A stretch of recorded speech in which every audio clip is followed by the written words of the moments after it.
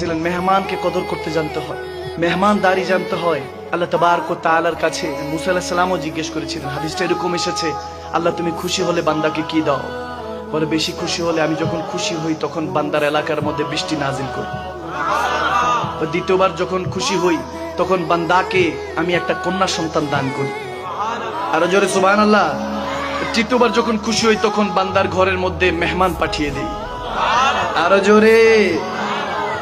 মেহমানদারিতে কথা মনে পড়লো, বলখের মধ্যে হঠাৎ অনেক ডাকাতি শুরু হয়ে গেল। ওখান থেকে অনেকে প্রস্থান করলেন, হিজরত করলেন। যখন হিজরত করলেন এরকম এসেছে, অনেকে মানতে চাইবেন ইবনে জওজির বর্ণিত, ইবনে জওজি অনেক বড় ইমাম, যেনাদের কিতাব এখন আমরা পড়ি এবং ওলামায়ে কেরামরা পড়ান। ইমাম জওজি আলাইহি রাহমাত তিনি বর্ণনা করছেন মেহমানদারির উপরে বলতেছি। দেখেন মেহমান কত বড় নিয়ামত, এবং যদি মেহমানটা আল্লাহ ওয়ালা হয় তাহলে বরকতটা বাড়িয়ে দিবে কি? আওয়াজ দেন কে? এখন ইমাম জওজি আলাইহি রাহমাত বর্ণনা করছেন যে বলখ থেকে ওখানে অনেক ডাকাতি, বলখ একটা শহর, ওখানে ডাকাতি বাড়লো, সবাই হিজরত করে সামারকান্দে চলে আসলেন। তো একজন সাইয়েদা খাতুন জান্নাত মা ফাতেমাতুজ জাহরা, অর্থাৎ আমার দয়াল নবীর বংশধর, সুবহানাল্লাহ বলেন, এক সাইয়েদা তেনা 3 শাহজাদিকে নিয়ে, সাইয়েদাকে নিয়ে হিজরত করে বলখ থেকে সামারকান্দে আসলেন। এসে এখন অপরিচিত এলাকা, কোথায় থাকবে বুঝতেছে না। জিজ্ঞেস করলো এখানের মধ্যে মুসলমান কোনো ঘর আছে কিনা, মুসলমানের কোনো ফ্যামিলি আছে কিনা। বলে হ্যাঁ ওই যে অমুক ঘর আছে একটা মুসলমানের। এখন ওই মুসলমান ব্যক্তির কাছে যখন গেল, সে অঢাল সম্পত্তির মালিক, অনেক টাকা পয়সার মালিক। এখন এলাকার মধ্যে এরকম দেখবেন যখন কারো টাকা পয়সা হয় তখন তার পাটা জমিনে পড়তে চায় না। আওয়াজ দেন, এরকম আছে কি নেই? আছে। টাকা পয়সা যখন আল্লাহ আপনাকে দিয়েছে, মনে রাখবেন আজ আপনি বাদশাহ, কালকে আপনি ফকিরও হতে পারেন, ঠিক না? আবার আজকে আপনি ফকির, কালকে আপনি বাদশাহ হতে পারেন, ঠিক না?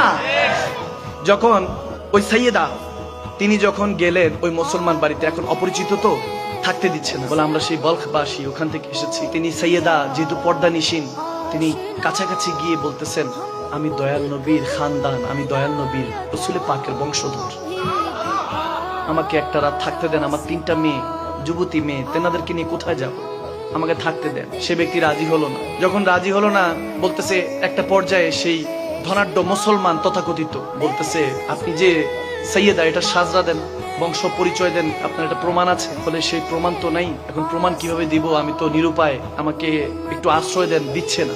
আমি এই জন্য সৈয়দ সাইয়েদা যদি শুনি অনেক রেসপেক্ট করার চেষ্টা করি, কারণ আমার নবীর বংশধররা অনেক বেশি দামি, ঠিক না? কারণ নবীর বংশ নামাজের অংশ, সুবহানাল্লাহ বলে, নামাজের অংশ। আপনি নামাজের মধ্যে কিন্তু সালাম দিচ্ছেন নবীজি আল্লাহুম্মা সাল্লি আলা সাইয়্যিদিনা মুহাম্মদ ওয়া আলা আলি সাইয়্যিদিনা মুহাম্মদ। আমরা সালাম দেই কি দেই না? নবীজি এবং নবীজির আওলাদের উপর সালাম দেই কি দেই না? দামি। তো যখন এরকম হলো, সেই সাইয়েদাকে তো তিনি ওই খাতুনকে জায়গা দিলেন না। এর পরবর্তীতে তিনি জায়গা পাওয়ার জন্য যখন এলাকায় খুঁজতেছেন, একজনকে বললেন যে কোথায় থাকতে পারি, রাত হয়ে যাচ্ছে, কোথায় যাব? ওই তখন তো এত ভালো পরিস্থিতি ছিল না। বলতেছে মেয়েদেরকে নিয়ে যদি কোথাও যাই, আল্লাহ না করুক কিছু যদি হয়, টেনশনে পড়ে বলতেছে। তো এখন কিছু লোক বলতেছে এখানে একজন সাখী মানুষ আছে, দয়াবান, কিন্তু সে ইহুদি ধর্মের, বিধর্মী, সে ওই বাসায় থাকে। যখন এটা শুনলো যে ওই বাসায় থাকে, তিনি ওইখানে গেলেন, গিয়ে ওই ইহুদি লোকটিকে বলেন টাকা পয়সা নাই কিন্তু উনি দয়াবান, সুবহানাল্লাহ। বলতেছে যখন বলছে আমাকে একটা রাত থাকতে দেন, তখন সাইয়েদা যখন বলতেছেন আমাকে একটা রাত থাকতে দেন, আমার সাথে 2-3টা মেয়ে আছে, আমি তো টেনশনে। তখন তিনি বলতেছেন আপনি কে? তখন সেই সাইয়েদা বলতেছেন আমি মুসলমানদের পেগম্বর নবী মুস্তাফা মুহাম্মদ মুজতবা সাল্লাল্লাহু আলাইহি সাল্লামের আওলাদ হই, সুবহানাল্লাহ। আমি তেনার পেগম্বরের আওলাদ হই। সাইয়েদা ঘরানা ইহুদি ওই লোকটা চোখের পানি চলে আসলো, বলতেছে কি বলেন, আপনি মুসলমানদের পেগম্বরের আওলাদ, বংশধর, আমি কোথায় আপনাকে রাখবো, আমার ভাঙা ঘর। তাড়াতাড়ি ডাক দিয়ে বিবিকে বললে এই তুমি পরিষ্কার করো, ঘরটা পরিষ্কার করো, নতুন বাসন নিয়ে আসো, ওনাদেরকে যা তা বাসন দেওয়া যাবে না, সুবহানাল্লাহ বলে। যখন এরকম হলো তখন তিনি ওইখানে থাকতে দিলেন এবং বলেন মাগো আমার হালাল কিছু খাবার আছে, এটা আপনি গ্রহণ করুন। আমি তো জানি না সাইয়েদাদেরকে কিভাবে বা সাইয়েদজাদাদেরকে কিভাবে ইহতিরাম সম্মান করতে হয়, আমার জানা নেই, আপনি এটা গ্রহণ করুন। যখন এই কথাগুলি বলছে, সাইয়েদা চোখের পানি ছেড়ে তেনার জন্য দোয়া করছে। তখন তিনি দোয়া চাইলেন, মাগো আমি অনেক বিপদে আছি, টাকা পয়সা নেই, কিন্তু আমি চেষ্টা করছি আপনাকে খেদমত করতে, আমি জানি না ভুল ত্রুটি হলে আমাকে ক্ষমা করবেন। তখন সে সাইয়েদা দুই হাত তুলে বললেন, আল্লাহ তুমি এই দয়াল নবীর গোলাম হিসাবে তাকে কবুল করে নাও, তোমার বান্দা হিসাবে, খাস বান্দা হিসাবে, নবীর উম্মত আশিক হিসাবে কবুল করে নাও, আমিন বলে। যখন এটা বলতেছে তখন তো ওই রাত পার হয়ে গেল।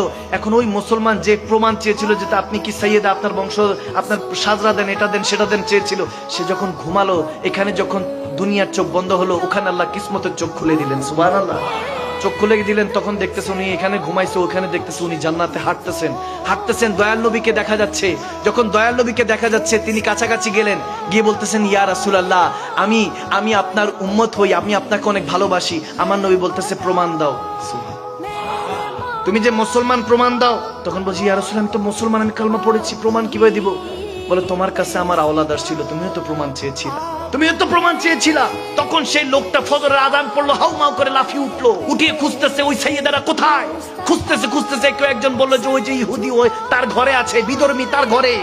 যখন গেল তখন ওই ইহুদির ঘরে গিয়ে বলতেছে, ভাই সারাদিন তোর যা খরচ হয়েছে আমি সমস্ত রকম টাকা পয়সা দিতে রাজি আছি, তারপর তেনাদেরকে আমার কাছে যে আমি ঘরে রাখতে চাই।